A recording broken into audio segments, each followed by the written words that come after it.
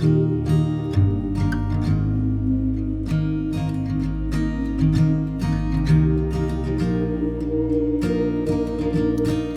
so the vaccine is very effective, particularly against the more serious forms of COVID. So death, intubation, hospitalization, and some of the the serious side effects from it. So yeah, it is very effective. It can help protect against some of those, yeah.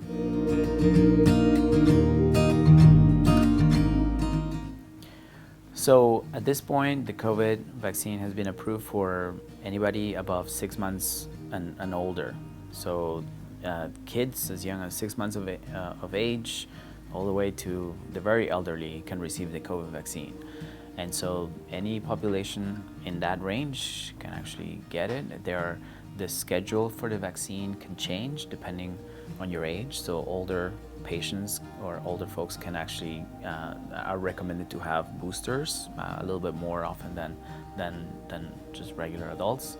And also people who have immune system problems, they can also be advised to get additional doses of the vaccine.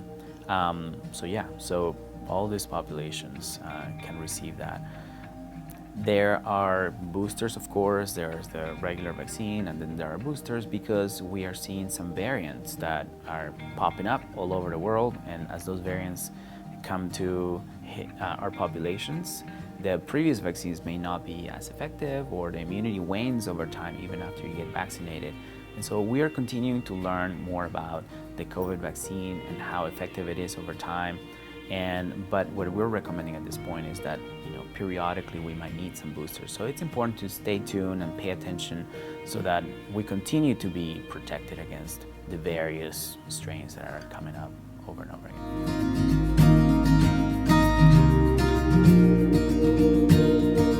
It's very important because we have a lot of people who have had COVID and they got better. But what we're seeing is actually people who had COVID and now they're getting COVID again. And so the protection that one may get from an infection is actually not forever, and it's not 100%. Just like the vaccine is not 100% all the time, but the vaccine actually helps protect against future instances of COVID. So like say you get COVID, you get over it, you were very sick, now you can get vaccinated and then you can protect yourself against getting sick again. So it is actually, the way I see it is almost like having another shield. Like you may have some protection from the infection, now you have another shield to protect you against reinfection through the vaccine. So it is still advisable for those who have had COVID to stay on top of what the next recommendations are in terms of vaccinations for their age, for their risks, and get the vaccine when they are able to.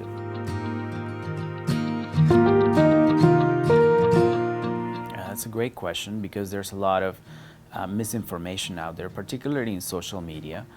And what the good thing is that there are reliable sources of information out there in the community. So one can start talking to their primary care doctor, family medicine doctor, internal medicine doctor, whoever is taking care of them in the clinic.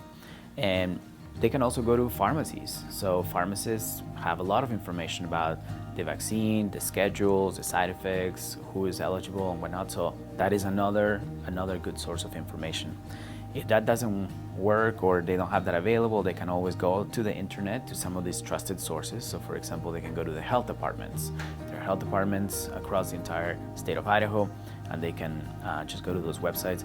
And at a national level, the CDC actually has a lot of information, so they can go to vaccines.gov, and they can find a wealth of information that is trustworthy around COVID and the vaccine.